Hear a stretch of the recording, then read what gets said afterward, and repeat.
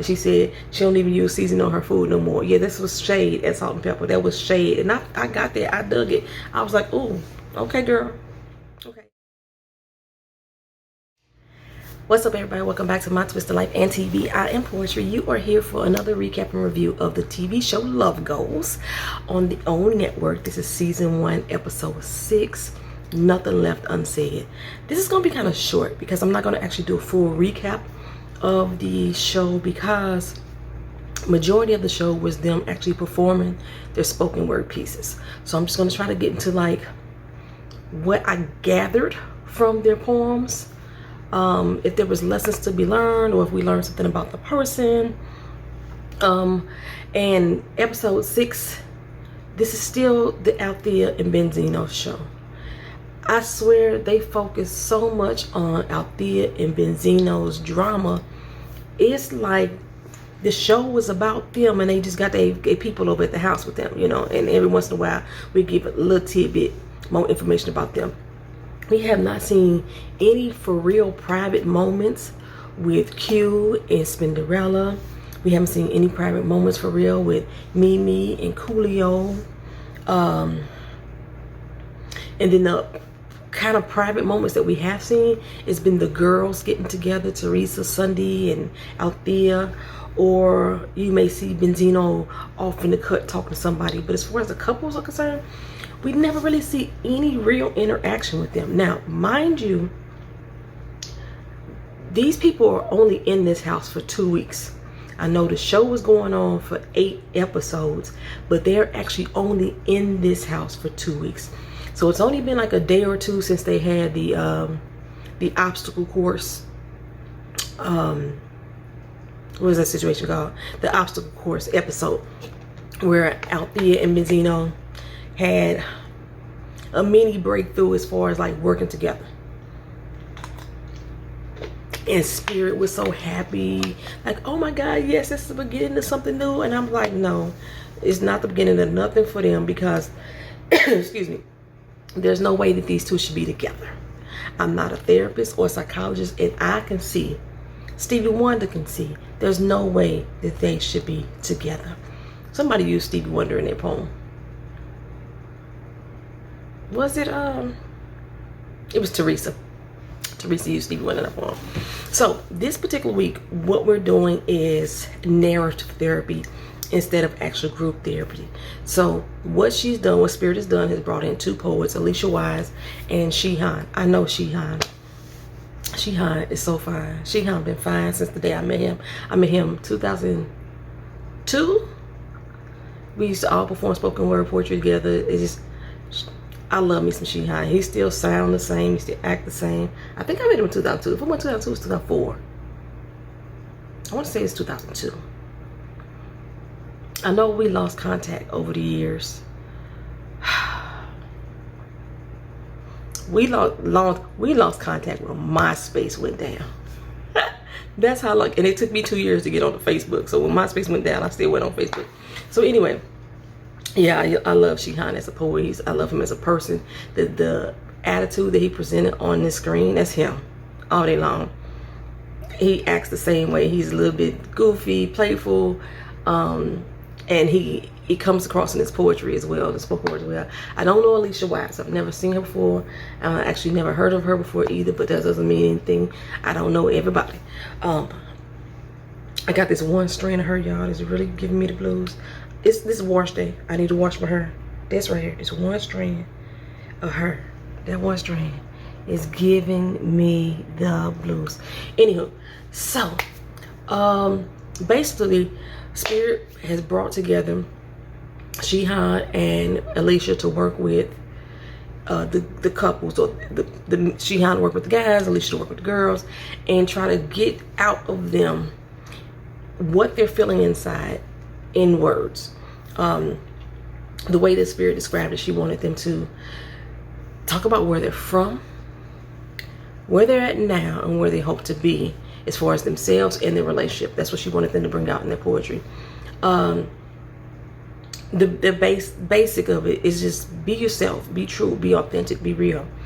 And for what Alicia was telling them to be your honest self. Pull out the honesty out of you. It was one quote that she said that she got from another poet that I can't remember who the poet was. I apologize, but, and I might be misquoting too, but she said something along the lines is that if you're trying to write a poem and you're struggling to write the poem, whatever it is that is holding you back is the poem itself. Something like that.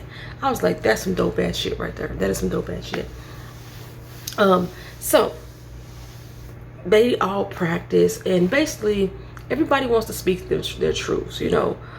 Sunday, she feels like she really, this is her moment to really let Bree know what's going on with her, what went on with her in her past. I didn't really, when we got with the guys, I didn't really get a real sense of purpose of what they wanted for the woman to see or the woman to understand. I didn't get that from them just doing this outer meeting. They kind of focused on the ladies and what all the ladies wanted. Spin wants to be able to use her voice. She's always been quiet. She feels like she's a quiet giant. There's a lot of things that she has not said to people. So she wants to put it all out on the table. And this is including her relationship with Salt and Pepper. There was one part in her poem that she said she don't even use seasoning on her food no more. Yeah, this was shade at Salt and Pepper. That was shade. And I got that. I dug it. I was like, ooh, okay, girl. Okay. I didn't watch that little reality show that they did with that they Salt and Pepper, and then like during the middle of that reality show was when Spinderella got kicked out the group. So I hadn't watched this, and I don't really know what all the tea was. But yeah, I just know she got kicked out the group, and Spinderella is part of Salt and Pepper, even though her name wasn't in the title. She was part of Salt and Pepper. So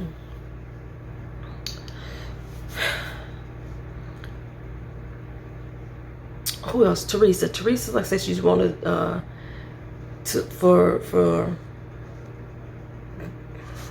Bo.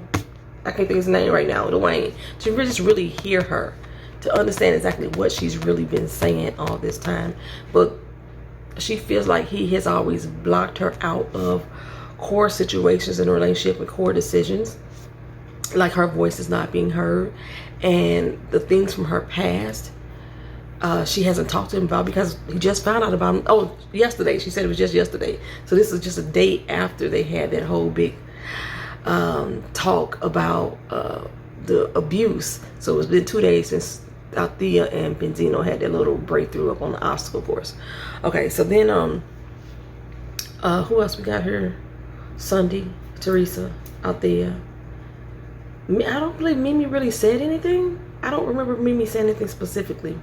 So they getting together into a club scene where they're going to actually perform in front of the crowd. Now, before we even get to this point, Benzino,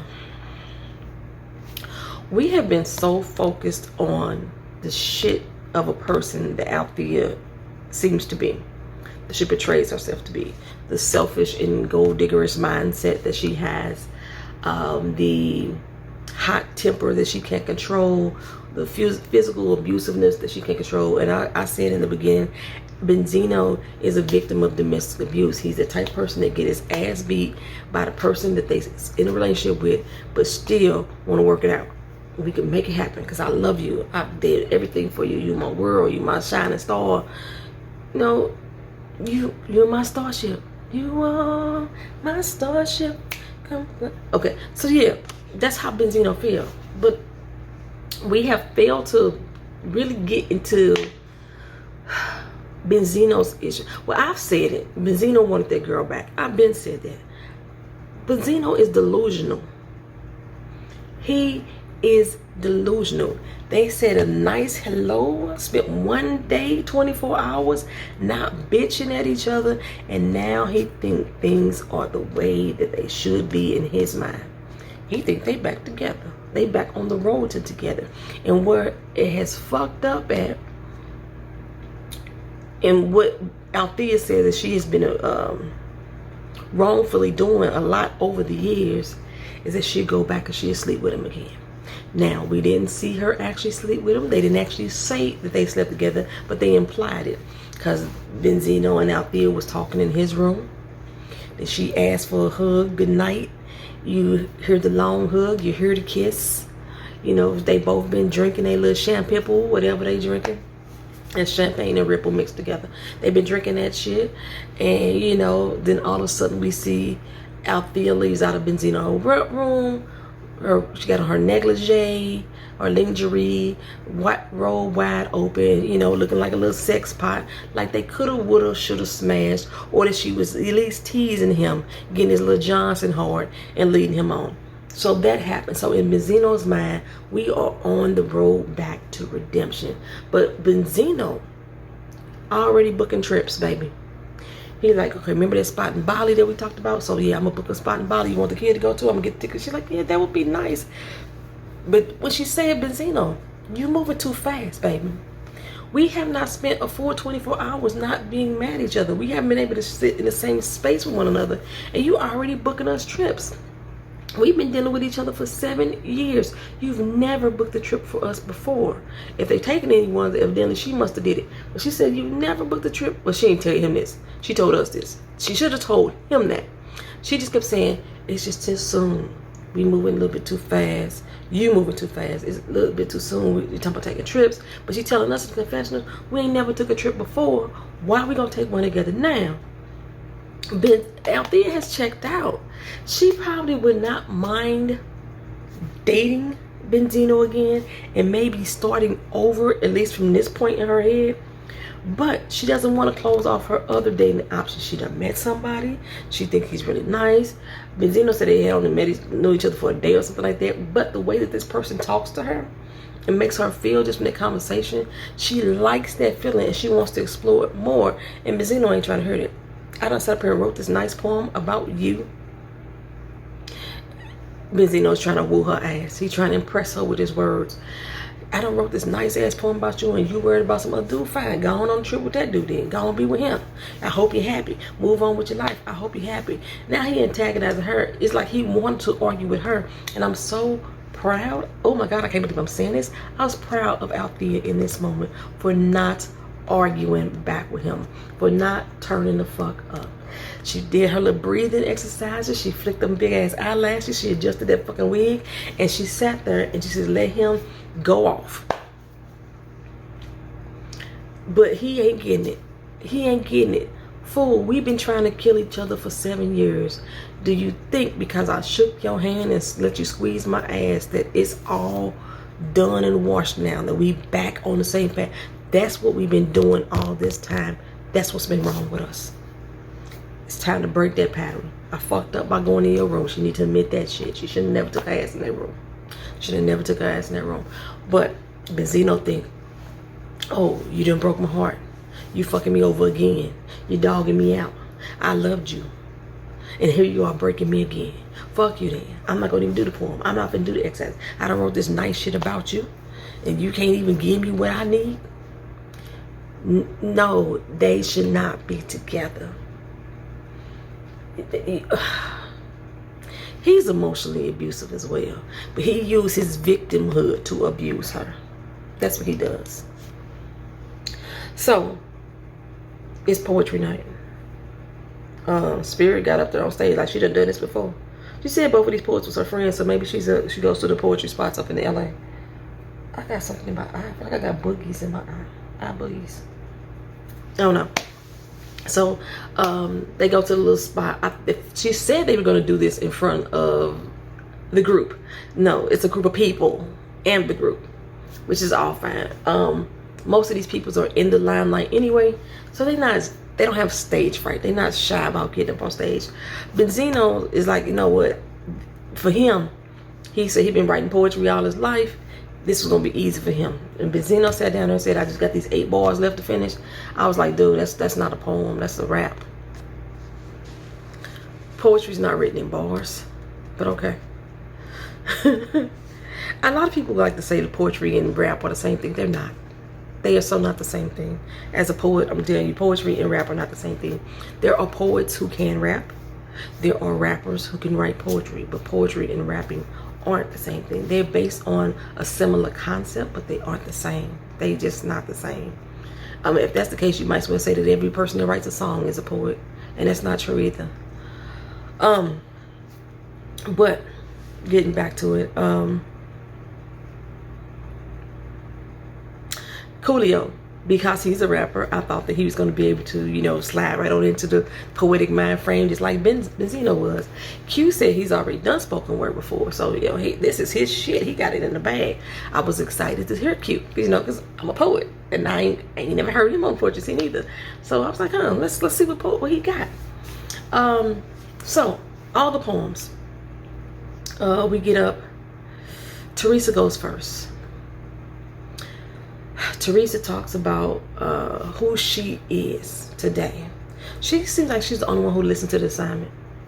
This is where I came from. I started as an sexually abused child. And that sexual abuse has carried over into my present day, making me the woman who I am today. You see me as strong, but that's all you see is my pain trying to cover. You know, it's my pain that you're seeing. And me trying to, like, not let that pain explode. That's basically what she's saying. And she's basically saying that she's now about to step up. You can't keep leaning on me because I'm broken too. And I have a voice that needs to be heard. This is who I am. You know, I'm not strength. Don't look at me as your tower as strength. I'm a person too. You know what I'm saying? A person with feelings, with emotions, with desire, with needs. So I was really, and she thought because Dwayne stood up first and gave her a clap and a hug, she's like, he must have really heard my message because he's the first one to stand up. He was the only one to stand up, sis. Let's get that point straight. But he was your husband. He was going to support you. So, of course, he was going to be the first one to stand up. But whether he really heard you or not, I don't know. I just didn't see it. I didn't see it. It seemed like in every poem, the guy made a desire to, this is why, because Shihan had told them, think about how your relationship started. Thinking about all the things that was good when it began and all the things that you no longer do and how you can get that back. That's how the guys, and I was going to say, the guys end up sitting writing about how they feel about the woman.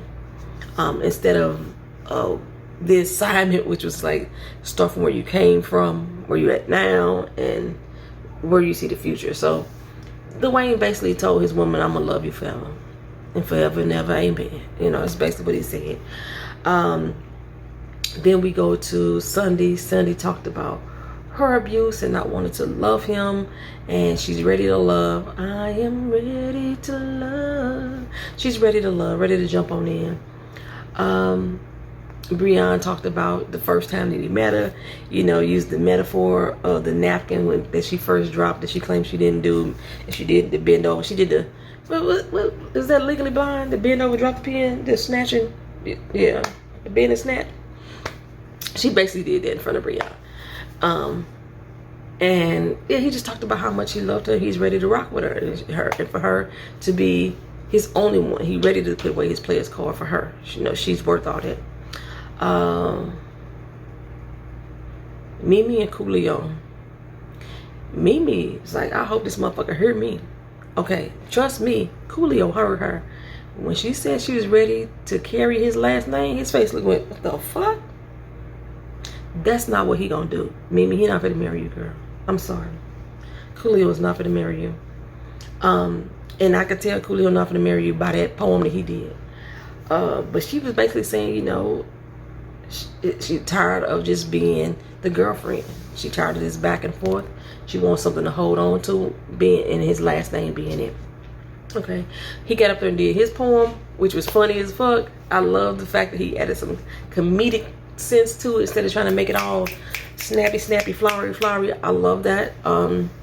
Basically, he told everybody that Mimi is his ride or die. She would kill a motherfucker over me. You know what I'm saying?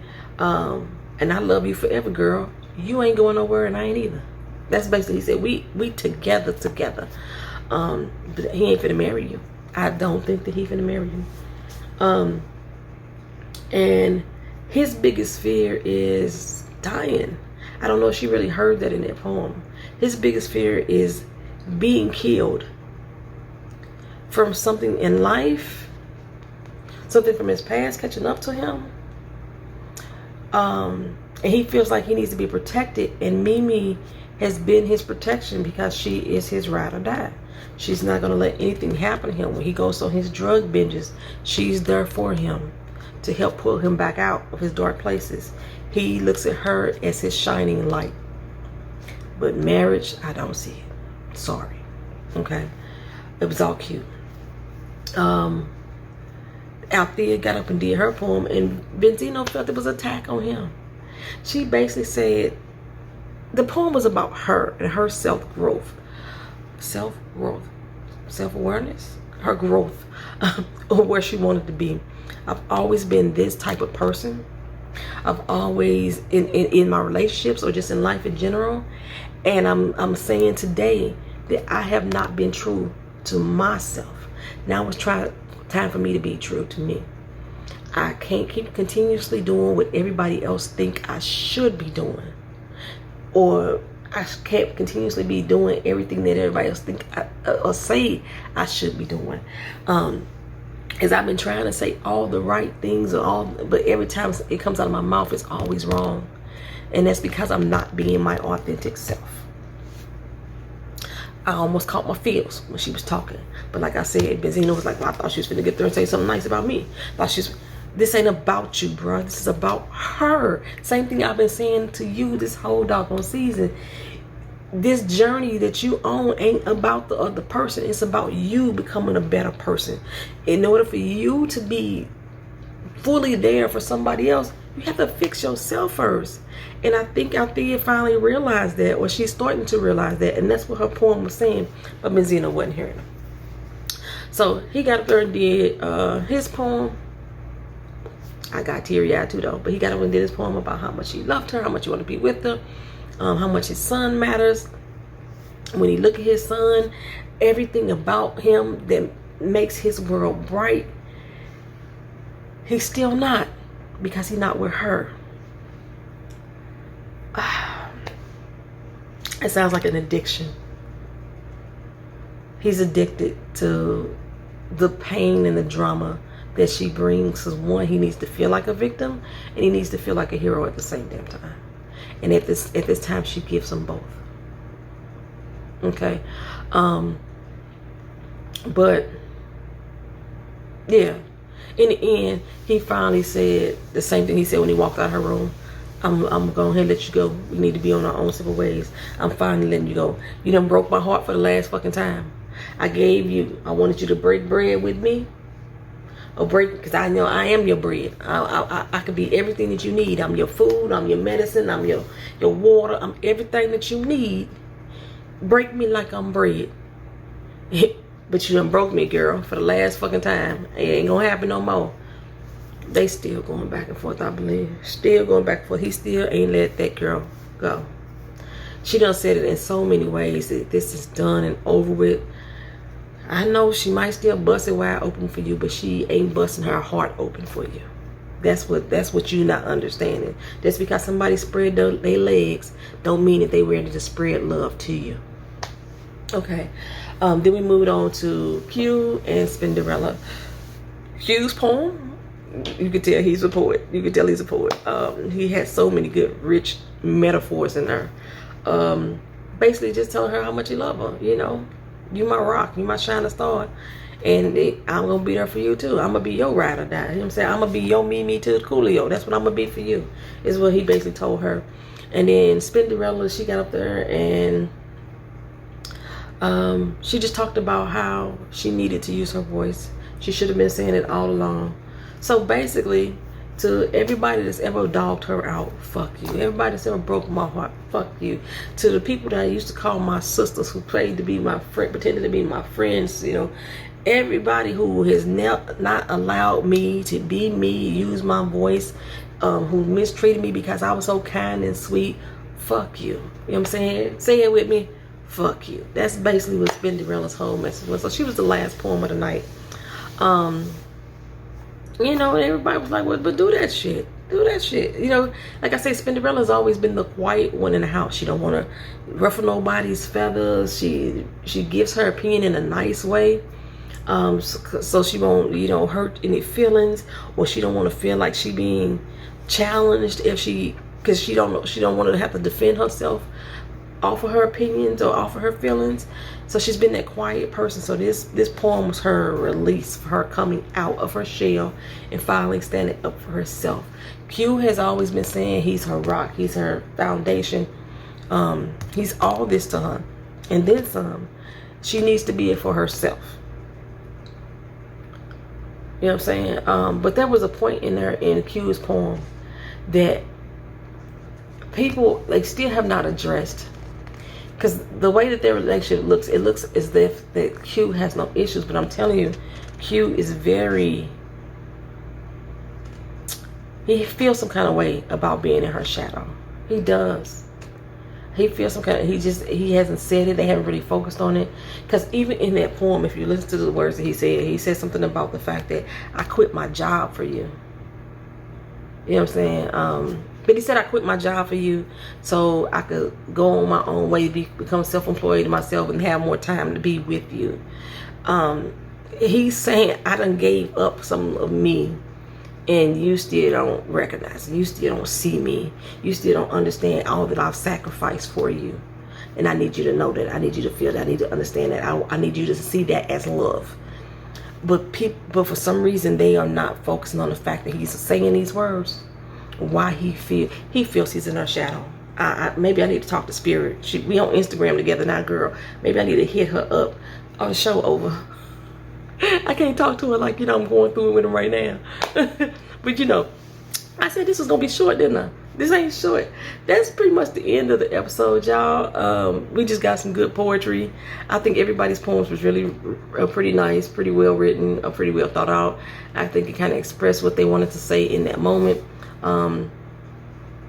Whether or not the messages were heard, I heard all the women here that they were loved. All the women felt like their message was received. I don't believe it was. I think maybe Brianne's message was received. I think Althea's message was received from Benzino. But I don't think that, I ain't even sure if Althea's really in a place like to let go for real either. That's why she keeps sleeping with him. She wants him to, you know, beat her when she need him, but not be her man. That's basically what it is. But I think that Brianne and I think Sunday heard Brianne's message. I think maybe Sunday and Brianne, those messages were received. I'm not too sure about Dwayne and Teresa. I'm not too sure about Dwayne and Teresa. You know, Spinderella's message was basically for herself. You know, that was her just getting into the core of her own self. It wasn't really necessarily about their relationship. Q's was Mimi and Coolio. I don't think that, when I say the message, I think the message was heard, but I don't think it was received as well, whether or not they're going to make any significant changes in their relationship based on what their partner's saying. That's what I'm saying when I say that it's not received. Okay, so that's it, y'all. Y'all let me know what y'all think about this episode. Leave your comments down in the comment section. We only have 2 more episodes to go before the end of this season, and we're going to rock out the rest of the season. I appreciate y'all being here. Like, comment, share, and subscribe. Peace.